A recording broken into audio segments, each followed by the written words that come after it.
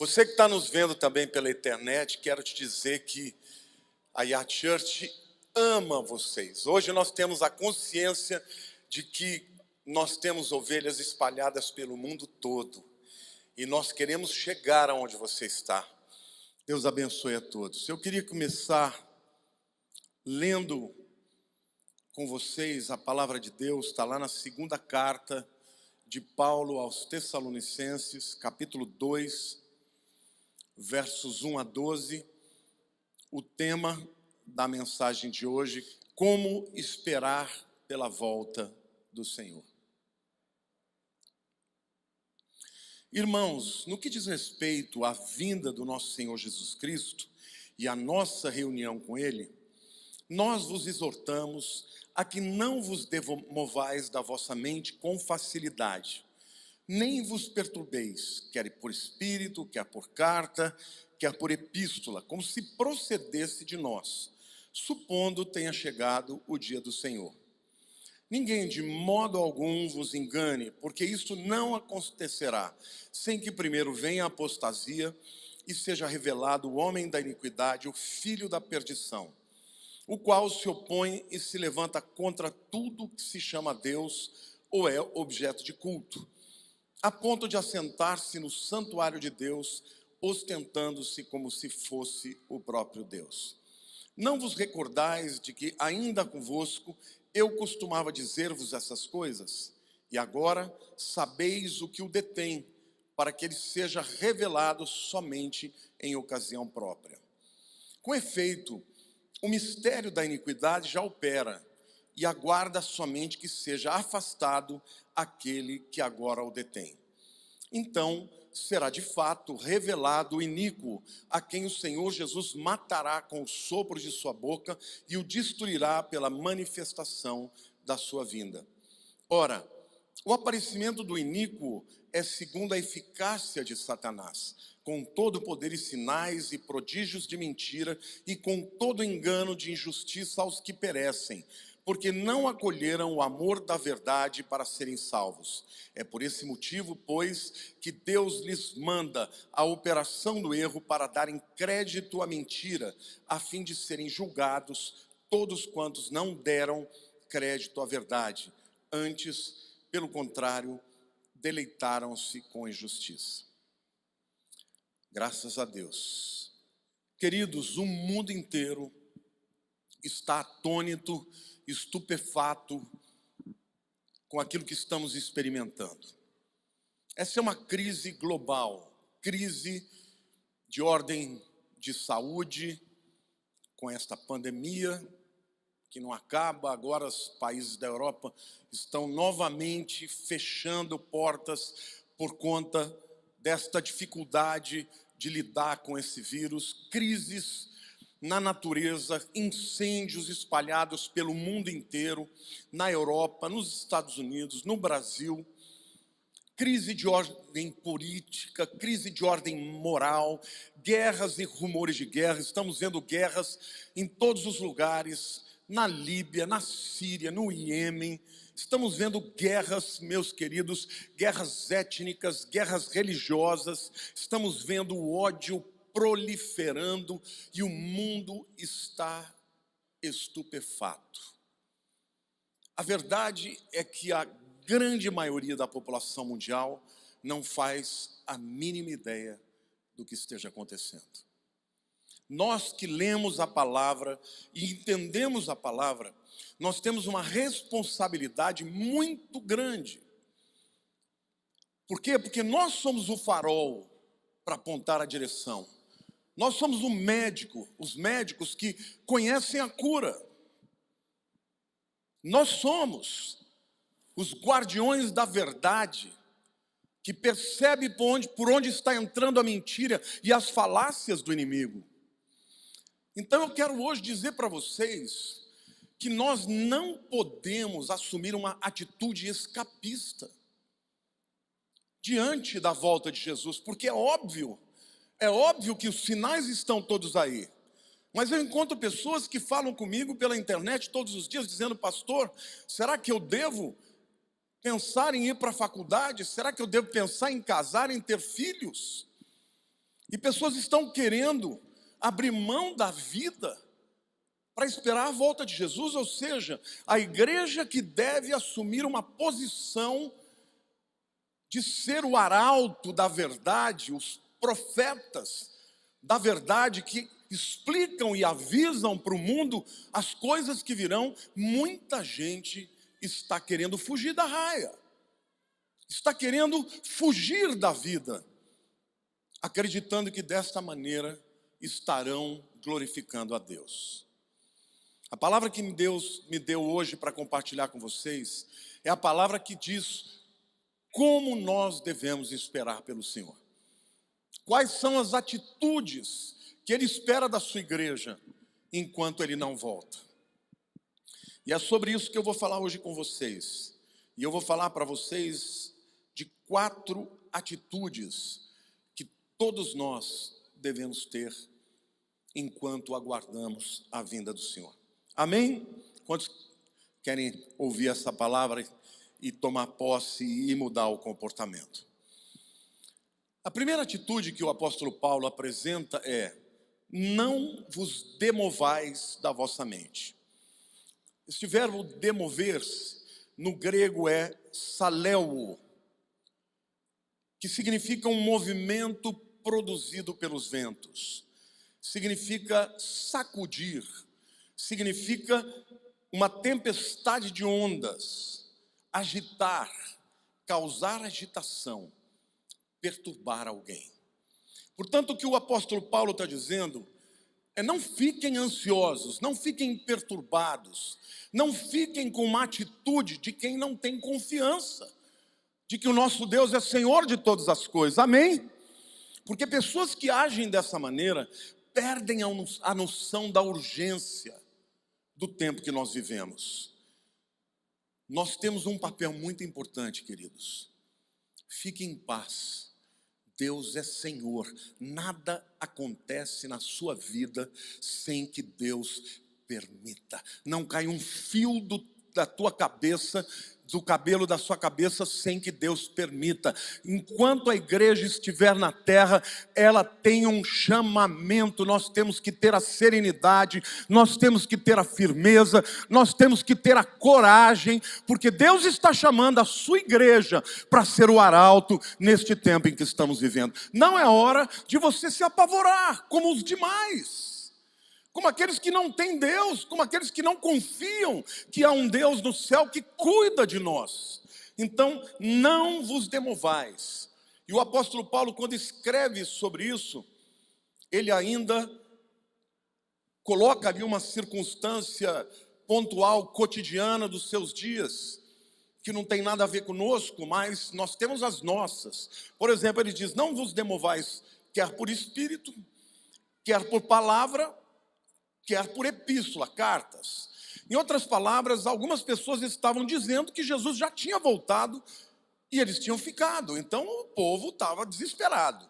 E ele falou: gente, Jesus não voltou ainda. Então não acredite nas mentiras daqueles que vêm e trazem profecias. Tá? Esse espírito aqui é palavra profética. Assim diz o Senhor, Jesus já voltou. Não acredite nisso. Quer por palavra, pessoas que vêm e afirmam claramente que Jesus tinha voltado. E também outros escreviam cartas em nome de Paulo, dizendo que Jesus tinha voltado. E ele diz: gente, não vos demovais. Mas hoje eu quero dizer para vocês, existem outras maneiras de Satanás enganar e trazer preocupação, ansiedade, medo no coração das pessoas. Eu tenho feito lives e muitas vezes eu vejo crianças de 12, 13 anos que estão deixando de dormir por conta disso, por causa desses enganadores que ficam marcando data. Tem um camarada aí que já marcou umas 2 datas, aí quando ele erra, ele some, ele desaparece. Mas daqui a pouco ele vai voltar de novo com outra enganação dessa. Então, nós como cristãos temos que estar firmes e não abalados por estas mentiras que Satanás levanta, não importa quais sejam. E aqui o apóstolo Paulo, ele então está tranquilizando o povo dizendo: Jesus não voltou. E eu hoje aqui estou tranquilizando para vocês, dizendo: ele voltará. Eu penso que é breve, que é logo, mas eu tenho que ser honesto intelectualmente para dizer que pode ser que não seja na minha geração. Então, enquanto Jesus não voltar, nós temos que caminhar a nossa vida, servir a Deus, adorar a Deus, trabalhar, fazer sonhos, planejar, realizar para a glória de Deus, impactar este mundo e fazer diferença. Amém, igreja? Não assumir uma atitude medrosa de colocar os rabos no meio das pernas e ficar, sabe, escondidinho, com medo das coisas que vão acontecer. A segunda atitude que o apóstolo Paulo fala é que nós devemos resistir ao espírito do anticristo. E aqui eu vejo nesse texto duas maneiras como nós podemos resistir a este espírito do anticristo que opera nos nossos dias. Em primeiro lugar, ele diz: ninguém de modo algum vos engane.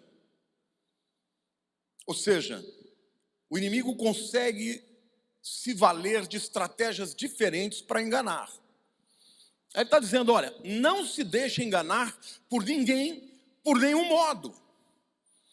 Isso significa que nós temos que ter maturidade para enfrentar o engano, o espírito da mentira. Você tem que conhecer a palavra, você tem que conferir a palavra, ler a Bíblia, conferir com as mentiras que Satanás levanta contra esse espírito do anticristo. E aí ele diz: porque Jesus não volta antes que duas coisas aconteçam: a apostasia e a revelação do homem da iniquidade, o filho da perdição.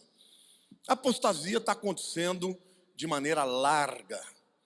O mundo inteiro está caminhando para a apostasia. Continentes inteiros. A Europa, que foi o berço do avivamento e da evangelização, hoje é um continente pós-cristão. Mas nós vamos invadir a Europa também e vamos levar o avivamento de Jesus, a palavra de Jesus, daquele lugar, assim como vamos levar para a África, vamos levar para a América do Norte, para a Oceania e para a Ásia, porque nós estamos aqui para fazer diferença. A revelação do homem da iniquidade, o filho da perdição, no meu entendimento, ele será revelado para a igreja quando ele assinar o tratado de paz de Daniel capítulo 9, um tratado de paz de 7 anos e que envolve uma série de detalhes, inclusive a permissão que Israel construa o terceiro templo. Então, muita gente fica me escrevendo: pastor, já é esse o tratado de paz? Queridos, esse tratado é um arremedo. Ele pode vir a se tornar, mas pode não virar nada, porque já houve outros tratados que pareciam ser e que não foram. Então, o papel da igreja é tocar a vida, viver para Deus, pregar o evangelho, viver como se Jesus fosse voltar hoje, mas planejando como se ele fosse voltar daqui 100 anos. Amém ou não? Se Deus quisesse que a gente soubesse o dia, ele teria dito. E se ele não disse, diz que ninguém sabe o dia e a hora. Qualquer pessoa que diga está mentindo. É simples assim. E agora eu quero dizer para você que acredita nessas mentiras, você é responsável.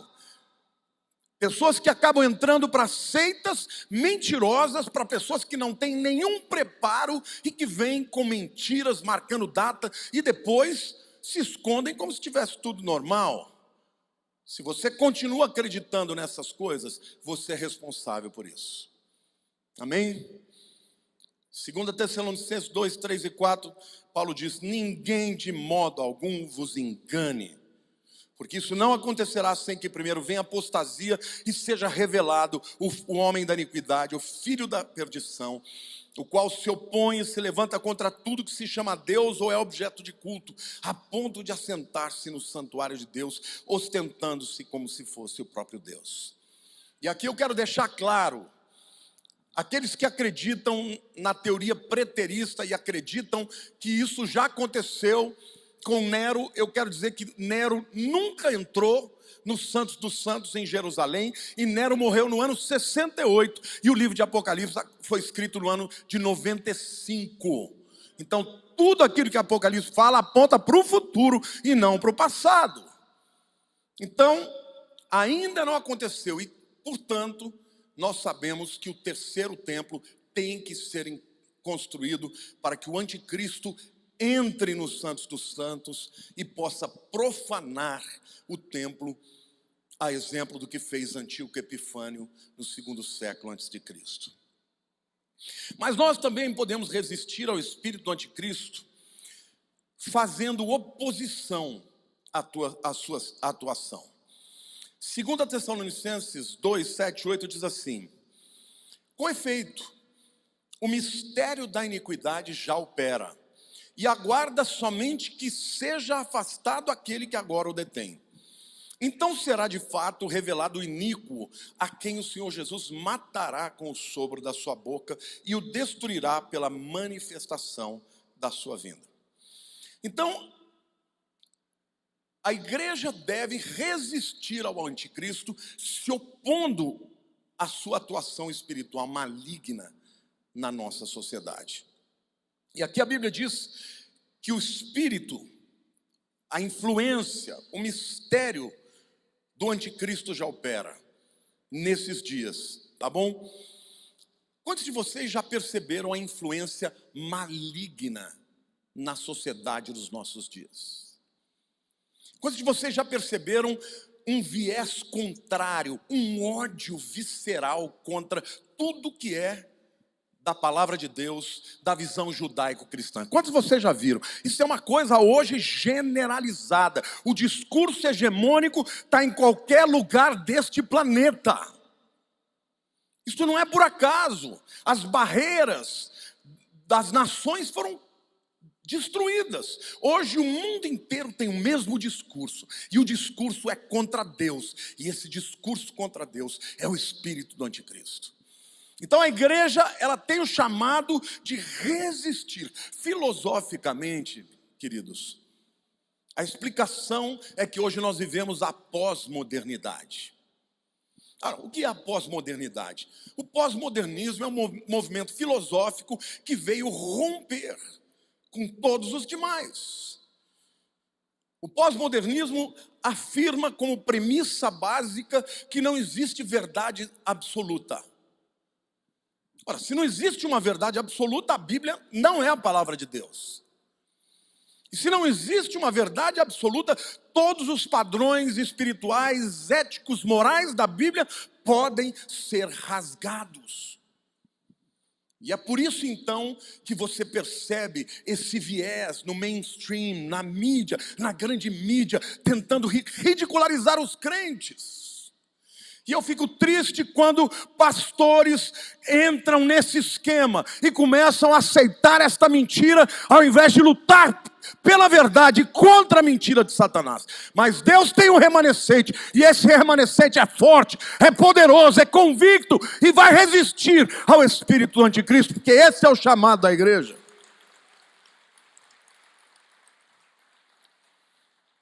Eu participo de um grupo de pastores, e ontem eu tive a oportunidade de traduzir um bilionário da Malásia. Eu vou explicar para vocês como é que você resiste o espírito do anticristo na sociedade. Este homem, ele tem resorts por todo o mundo.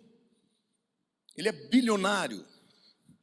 Na crise de 2008, ele perdeu mais de 300 milhões de dólares, mas não deixou de ser fiel a Deus, continuou investindo na obra, entendendo o seu chamado.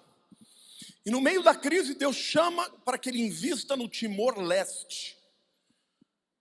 E ele investiu naquele país destruído pela corrupção, pela pobreza. Ele começou a investir para construir 3 resorts, um hospital, e realmente fazer diferença. Ele diz que faz 12 anos, ele está agora para inaugurar recentemente, vai nesses dias. Ele disse que ele teve que lutar contra a corrupção e ele falou: mas eu nunca cedi, eu não dei um centavo de propina, porque eu não estava ali só para ganhar dinheiro, eu estava ali para transformar aquela nação, mudando a mentalidade deles. Para encurtar a conversa, irmãos, hoje ele senta com o presidente, hoje a própria companhia aérea, a única companhia aérea do país foi entregue para ele, ele está fazendo diferença e as pessoas estão enxergando Jesus através da atitude dele. Isto é resistir ao espírito anticristo. Quantos aqui querem ser da resistência, deste chamado de Deus para fazer a diferença? É assim que você resiste.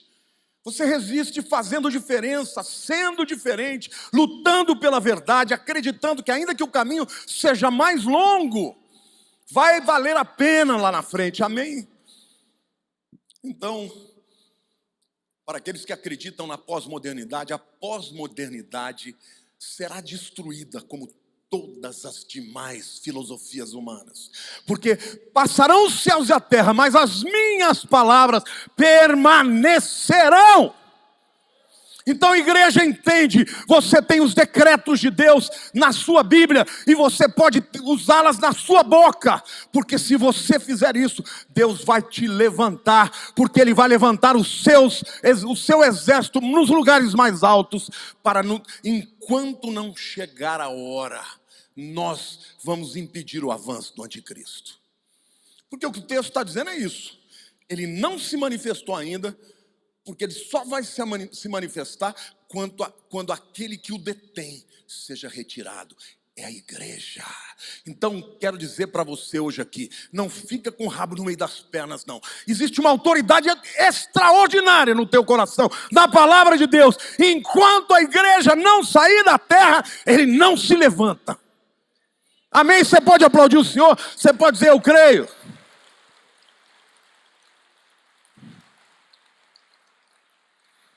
Mas eu acho interessante a maneira como o apóstolo Paulo apresenta a obra do anticristo. Ele diz o mistério da iniquidade. Se é mistério, isso significa que a sociedade não faz a mínima ideia sobre o que está por detrás de tudo isso. Para eles é mistério, para nós não. Diga para a pessoa ao teu lado, para eles é mistério, para nós não. A gente sabe quem está por detrás disso. A gente sabe que não é simplesmente uma tentativa humana. A gente sabe que é um poder de engano que está cada vez mais alcançando a sociedade, mas que tem grande dificuldade de avançar enquanto aquele que o detém não seja retirado. Vou dizer uma coisa para vocês, e eu não quero que você entenda do ponto de vista político, mas em todos os lugares onde há uma resistência para essa visão hegemônica de esquerda que procura tirar Deus do centro de um país, em todos os lugares, quem resiste é cristão. É no Brasil, é nos Estados Unidos, é na Hungria, é na Polônia, os cristãos ainda estão dizendo, aqui não. E eu quero dizer que no Brasil tem muita gente crente que vai dizer aqui não. Amém? Você pode aplaudir o Senhor, você pode declarar que enquanto você estiver aqui, a igreja fará a diferença. Mas a palavra diz que não é só mistério, diz que é iniquidade. E a palavra grega para iniquidade é anomia. Nomos é lei, e o prefixo a é ausência de. Então está dizendo que o anticristo, o filho do pecado, ele na verdade ele é o filho da anomia, é o anomos, é aquele indivíduo que é contra todo tipo de lei. Alguém que tem por objetivo romper com todos os princípios morais e espirituais que construíram a civilização ocidental.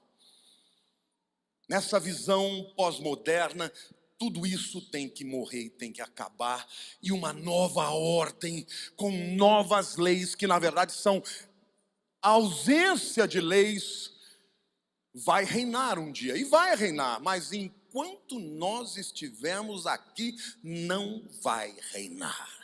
Ele vai tentar, mas vai recuar, porque enquanto a igreja estiver aqui, sempre há de se levantar uma voz para combatê-lo. Você pode dizer: eu creio. Então, igreja, é hora não de fugir da raia, é hora de lutar.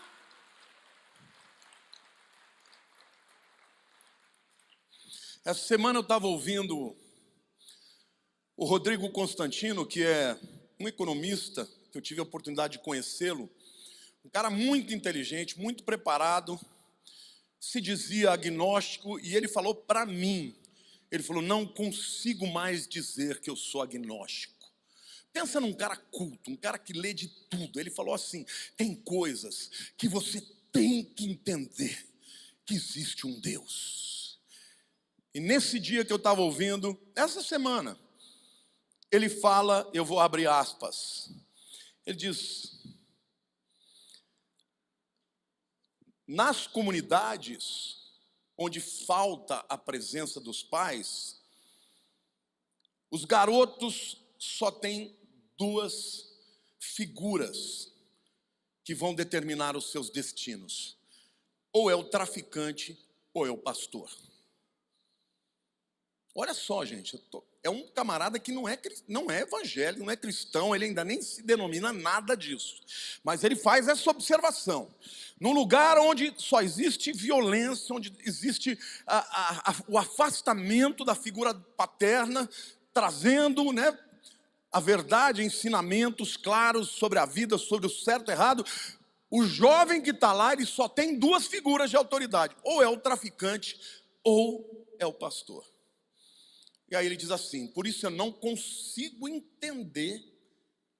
Ele ainda não entendeu, Depois ele até faz uma observação que mostra que ele está no caminho. Ele falou: não consigo entender como é que a grande mídia faz tanta força para destruir a reputação da igreja evangélica. Se ele fosse um crente, alguém está dizendo: está assumindo o lado. Não, ele está dizendo: olha, o que esses camaradas estão fazendo é coisa boa. Ele diz assim: até nas cadeias os pastores estão indo, e quando vão, as pessoas são transformadas e saem de lá, muitas vezes mudadas, absolutamente mudadas. E ele diz: a imprensa prefere que eles continuem bandidos, porque para eles é bom. Quanto mais proliferar o mal, mais eles vão crescer. Esse é um depoimento de uma pessoa que ainda não tem entendimento profundo, embora tenha um entendimento maravilhoso dos aspectos sociológicos. Aí no final do comentário, eles falam assim: gente, eu vou dizer uma coisa para vocês, eu só consigo entender que isso é uma batalha espiritual do mal contra o bem. Só estava faltando ele levantar a mão e falar: estou aceitando a Jesus. Mas vai acontecer um dia, em nome de Jesus. Glória a Deus!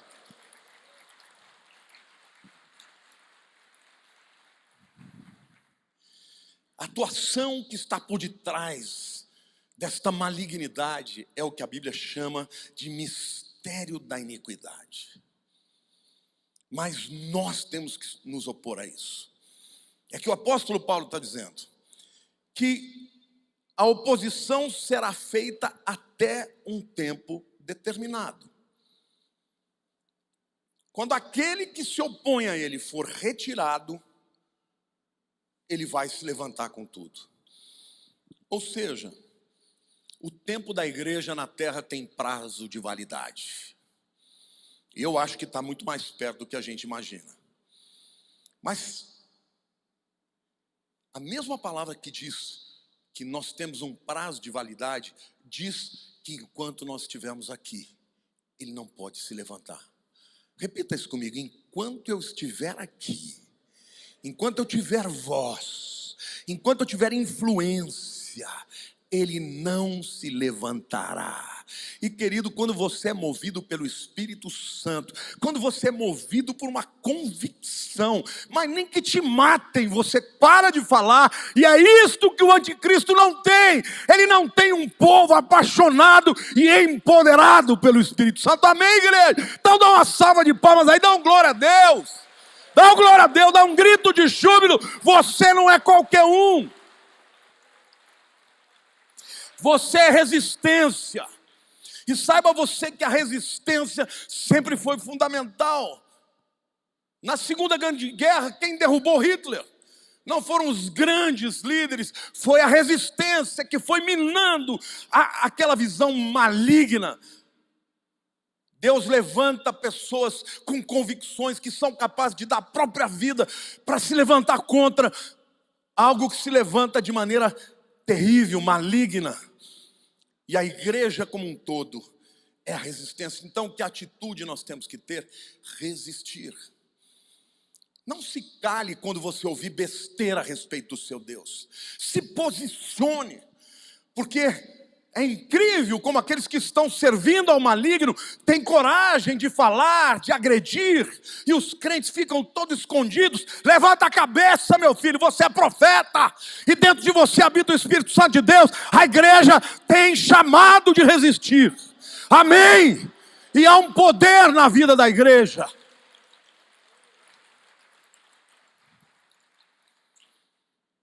Com efeito, 2 Tessalonicenses 2, 7, 8, o mistério da iniquidade opera, e aguarda somente que seja afastado aquele que agora o detém. Então será de fato revelado o iníquo, a quem o Senhor Jesus matará com o sopro da sua boca, e o destruirá pela manifestação da sua vinda. Ele pode se levantar quando a gente for embora, mas ele vai perder. Olhe para a pessoa ao teu lado e diga: o teu general é Cristo. Diga: essa vitória já está ganha. Você pode dar um glória a Deus? Então não tem motivo para ter medo, igreja. Não tem motivo para ter medo. Não tem motivo para se esconder. E quando Jesus vier para a vitória, nós iremos com Ele. Deus cuida de você, Deus cuida da tua família, Deus cuida de tudo que está relacionado a você. Aliás, todos quantos se engajarem nesta batalha de resistência, Deus vai prosperar e vai abençoar, para que a tua luz brilhe mais forte do que os demais. Então o que fica explícito no texto é que quando a igreja for retirada, ele vai se levantar, mas enquanto não somos retirados, ele não pode agir. Ele pode até agir, mas não terá plenos poderes. Então, meu querido, se você é um professor, você deve se opor usando a sua influência para os seus alunos, porque as universidades estão todas cooptadas, todas dominadas por essa visão maligna. Se você é uma dona de casa, você deve se opor influenciando os seus filhos. Não tem ninguém que tem mais influência na vida de um filho do que uma mãe e um pai. Vocês são as pessoas que dão a vida por eles vão te amar sempre. Eles podem até, sabe, em um determinado momento ficar ali meio rebeldinho, porque é interessante, né? A pessoa vai chegando naquela fase que ela quer voar com as próprias asas, então ela fica meio rebeldinha. Mas a tua palavra, o teu amor, a tua influência vai vencer o maligno. Se você é um profissional liberal, deixa a luz de Cristo brilhar no teu negócio. Dê bom testemunho, seja honesto, seja cordato, seja brilhante. Deixa Deus te usar para você ser bênção na vida dos teus funcionários e você vai influenciá-los também. Você é empresário, você deve se opor ao sistema. Você deve viver de maneira que fique claro e evidente que quando você serve a Deus, as leis que determinam o teu sucesso ou o teu fracasso não são as leis deste mundo. E eu conheço ovelhas minhas aqui que têm vivido desse jeito e têm prosperado quando todo mundo está caminhando para a bancarrota. Por quê? Porque estão crendo nisso. E quantos aqui creem que Deus é fiel para cumprir e abençoar aqueles que são fiéis e leais a Ele? Diga: eu creio. Então, igreja, esse é o chamado. resistência. Se você é um político, você tem que se opor. Se opor a esta visão maligna que vem com leis subreptícias, leis que vêm com o objetivo de quebrar os princípios da palavra de Deus, com o objetivo de coibir a pregação do evangelho. E aí vem com nomes bonitos, a lei da fake news. Fake news é o que está sendo feito nesse país, mas eu quero declarar que enquanto a igreja estiver aqui, nós vamos pregar o evangelho. Amém? Não é ninguém que vai impedir, só o Senhor.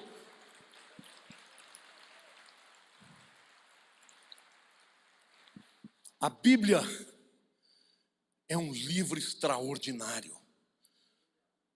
Ela é a base da civilização ocidental.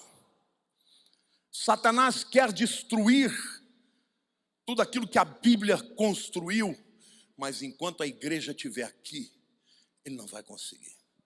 Depois, as pessoas que quiseram tanto viver numa sociedade sem Deus vão ter oportunidade de viver numa sociedade sem Deus. Eles não quiseram a Cristo, vão querer o anticristo, e aí eles vão ver o que é bom para tosse. Terceira atitude que a igreja precisa ter é pregar a verdade. Os versos 9 a 12 diz assim: ora, o aparecimento do iníquo é segundo a eficácia de Satanás, com todo poder e sinais e prodígios da mentira, e com todo engano de injustiça aos que perecem, porque não acolheram o amor da verdade para serem salvos. É por esse motivo, pois, que Deus lhes manda a operação do erro, para darem crédito à mentira, a fim de serem julgados todos quantos não deram crédito à verdade. Antes, pelo contrário, deleitaram-se com a injustiça. Sabe o que a Bíblia está dizendo, irmãos? Que por 2000 anos Deus está dando oportunidade ao mundo de conhecer a graça de Jesus. 2000 anos. Ninguém vai poder dizer que Deus não foi longânimo. Porque quando vier, ninguém quer Deus, mas quando o anticristo se levantar, as pessoas vão blasfemar contra Deus. Por que o Senhor está fazendo isso? Porque a sociedade não quer Deus. E Deus está dizendo claramente: eles não creram na verdade, não quiseram crer na verdade. Deus lhes enviará a operação do erro, para que creiam na mentira, porque não creram na verdade. Vocês estão entendendo o que a palavra de Deus está dizendo? Deus está dizendo que ainda que ele seja longânimo, ele não reputará o culpado por inocente.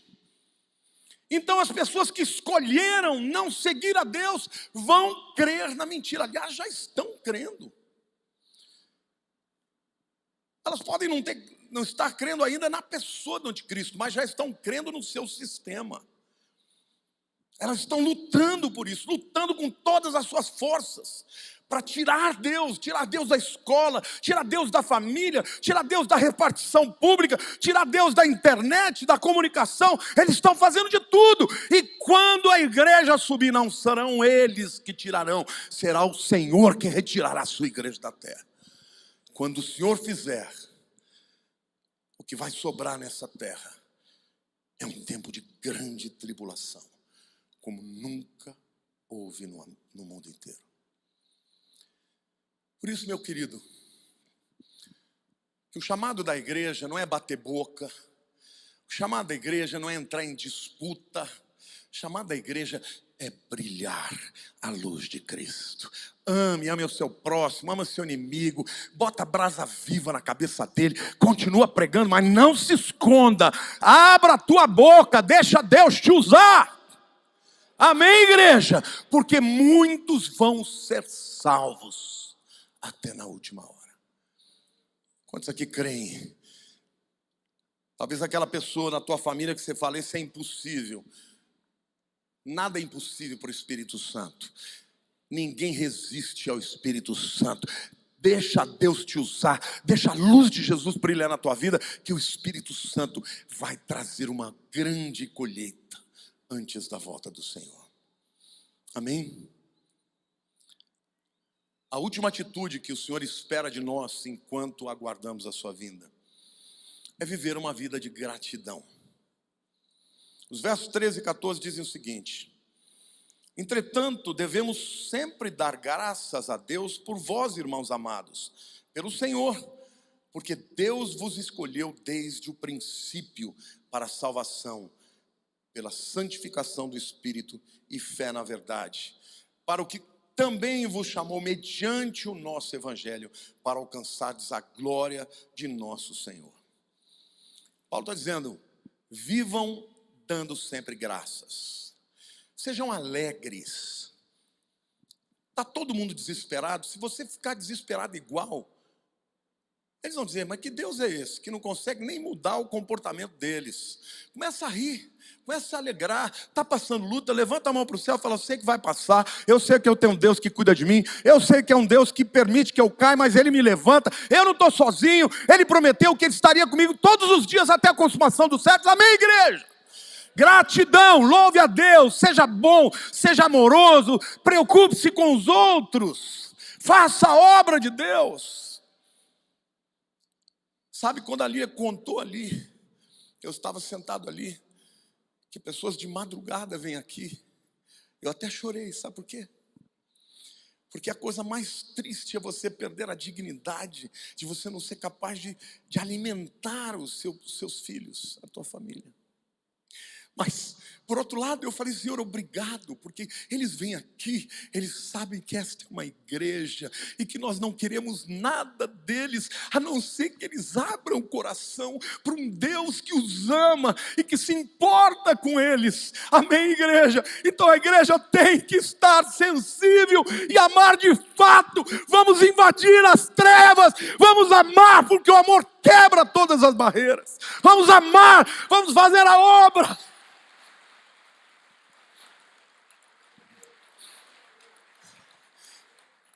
Eu oro a Deus para que Deus sempre levante pessoas comprometidas com isso, para que esta igreja possa sempre trazer a comida para os famintos, para que tenha autoridade para falar do pão da vida. Eu oro para isso. Eu oro para que o Senhor levante pessoas comprometidas com os mais necessitados. Porque esse é o chamado da igreja, não é da esquerda, não é bandeira de comunista, porque isso é tudo enganação. Essa é a bandeira de Jesus, se preocupar com os mais necessitados. Porque eu não acredito que a solução para qualquer coisa venha de alguém que se levanta contra o Deus Todo-Poderoso. Então essa é uma chamada da igreja. Seja alegre, seja grato, tenha fé. Tenha fé, porque a fé move montanhas. Teu negócio está difícil, dobra o teu gelo e fala: Senhor, me dá estratégias. Senhor, me abençoa. Aquilo que eu posso fazer, eu faço. Aquilo que eu não puder, o seu favor vai me abençoar. E essa é a promessa de Deus. Que você tem que fazer a tua parte, mas aquilo que você não puder, Ele fará. Porque você conta com o sobrenatural. Você faz parte do exército de Deus. E Deus move os céus e move a terra para abençoar aqueles que têm compromisso e aliança com Ele. Amém? Dê sempre graças a Deus, porque você foi escolhido, meu irmão, desde o princípio. É o que a Bíblia está dizendo. Eu não vou aqui discutir agora predestinação ou não, mas o fato é que desde a eternidade o teu nome já estava lá. Olhe para o irmão do teu lado e diga assim: você não é uma obra do acaso. Deus já te conheceu e Ele te chamou. Querido, você viver num tempo de tanto engano e tanto ceticismo, e você ter o privilégio de crer no Salvador é maravilhoso. Eu quero ouvir uma salva de palmas para o Senhor Jesus. Oh, aleluia!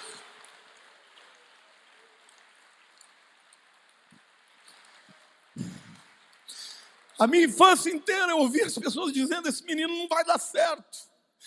Mas isso era o que os homens viam. Mas o meu Deus falou: não, ele vai ser o meu pregador, o meu profeta. Eu vou mudar o coração dele. Por isso que eu creio que Deus pode mudar o coração mais empedernido. Lá na eternidade, Deus já sabia. O que eu tenho que fazer? O que você tem que fazer? Joga a semente, joga a rede, porque aqueles que estiverem destinados, Deus sabe e conhece, estes virão. Sabe por que Jesus não voltou ainda, meu irmão? Porque ainda não se completou o número do tempo dos gentios. Ainda tem milhões e milhões que vão se converter. Seja parte dessa grande pescaria.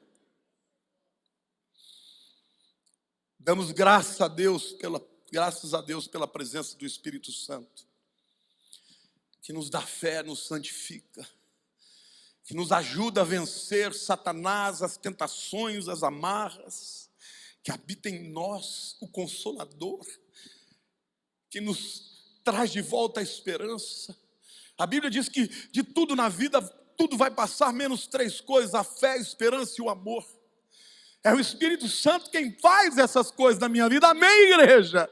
Eu tenho esperança. Quantos aqui têm esperança? Diga: eu tenho esperança. Quantos aqui têm fé no Senhor Jesus Cristo? Diga: eu tenho fé no Senhor Jesus Cristo. Quantos aqui amam o Senhor e amam o seu próximo? Isso é obra do Espírito Santo. Então abra a tua boca para louvar a Deus, para glorificar a Deus. Não fica dando ibope para o diabo. Não fica falando do tamanho dos teus problemas. Não reclame, ore. A oração é melhor do que a murmuração. A adoração é melhor do que os reclamos. E eu quero concluir essa palavra dizendo: devemos nos preparar sim para a vinda de Cristo, todos os dias e todas as gerações, vivendo como se Ele fosse voltar hoje, mas planejando, trabalhando, evangelizando, amando, compartilhando da fé, como se Ele fosse voltar na próxima geração. Igreja, o teu Deus, Ele te ama. Você é propriedade exclusiva dEle. Você acha que Ele vai deixar Satanás te roubar, fazer alguma coisa, te matar, e Ele vai deixar isso acontecer? Entrega o teu caminho ao Senhor, confia nele, Ele tudo fará. Povo que me vê pela internet, agora não é hora de ficar com medo, agora é hora de exultar. Jesus diz: quando vocês virem essas coisas todas acontecendo, levante a cabeça para o alto, exultai, porque muito próxima está a vossa redenção. Amém? Quantos aqui podem dizer: eu estou preparado para a vinda do Senhor? Quero que você feche os seus olhos.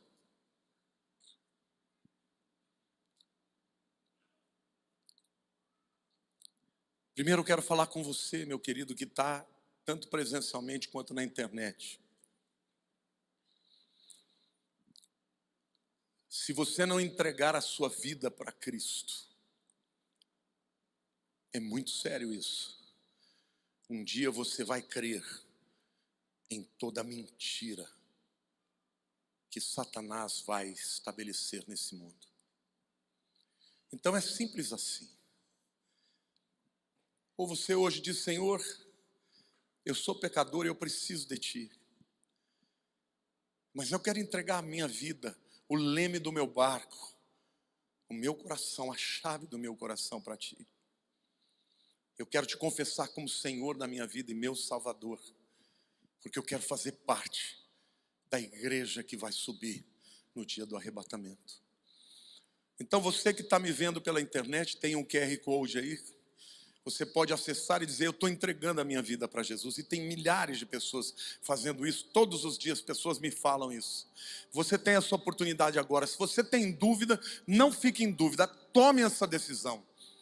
E a Bíblia diz que quem crê no coração e confessa com a boca está salvo.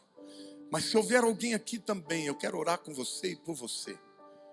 Se você quer entregar a sua vida para Jesus hoje, eu quero que você levante a mão onde você estiver e eu vou orar pela tua vida em nome de Jesus. Há alguém? Graças a Deus, graças a Deus, graças a Deus. Quem mais? Tem alguém aqui? Graças a Deus aqui também. Graças a Deus ali. Fique de pé você do teu lugar. Muitas pessoas entregando a vida para Cristo. Eu quero ouvir uma salva de palmas para Jesus, porque essa é a colheita, esse é o dia. Hoje o Senhor está sendo glorificado e o inimigo está sendo envergonhado. Levante do seu lugar, eu vou orar com você e por você. Você que levantou a sua mão, em nome de Jesus, não se envergonhe. Põe a mão no seu coração e você comigo também, você que está na internet. Diga: Senhor Jesus, eu confesso que eu sou pecador. E sozinho eu jamais poderei estar na presença de Deus. Mas hoje a tua palavra me impactou. E hoje eu entrego a minha vida ao Senhor. E eu te convido para ser o meu Salvador, Senhor da minha vida. Muda a minha história. Muda a minha história, Senhor, para que eu possa brilhar nesse mundo. Eu entrego meus medos, as minhas ansiedades. Encha-me do teu Espírito. Dá-me coragem, Senhor, para fazer a tua obra e resistir ao espírito do anticristo. Em nome de Jesus. Aleluia. Glória a Deus. Os diáconos, por favor, tem aqui uma pessoa ali também. Temos ali, cheguem até essas pessoas para dar a elas um papelzinho para que elas possam preencher. Mas eu quero orar pela igreja ainda. Quantos hoje querem se alistar nesse exército que o Senhor está levantando nos últimos dias para resistir ao espírito anticristo? Fica de pé no teu lugar em nome de Jesus e eu vou orar pela tua vida. Levante a mão para o céu. Diga: Senhor, eis-me aqui. Eu quero ser usado na tua obra. Eu quero brilhar a tua luz, Senhor. Eu quero viver para a tua glória, Deus. Senhor, eu coloco os meus problemas, as minhas dificuldades diante de ti. E eu suplico, Senhor, dá-me vitória, Pai. Porque eu quero ter um testemunho de glória, um testemunho de graça, Senhor. Eu quero viver neste mundo, Pai, dando testemunho de que o Senhor cuida de mim. E eu quero resistir, diga alto, fale assim: eu quero resistir, Senhor, ao espírito do anticristo, nesses dias. E preparar-me, Senhor, para até a sua volta. E se o Senhor não tiver voltado na minha geração, eu ainda assim vou te encontrar quando chegar a minha morte. Mas eu quero viver de maneira relevante para a honra e glória do teu nome em Cristo Jesus. Aplauda ao Senhor, glorifique a Deus.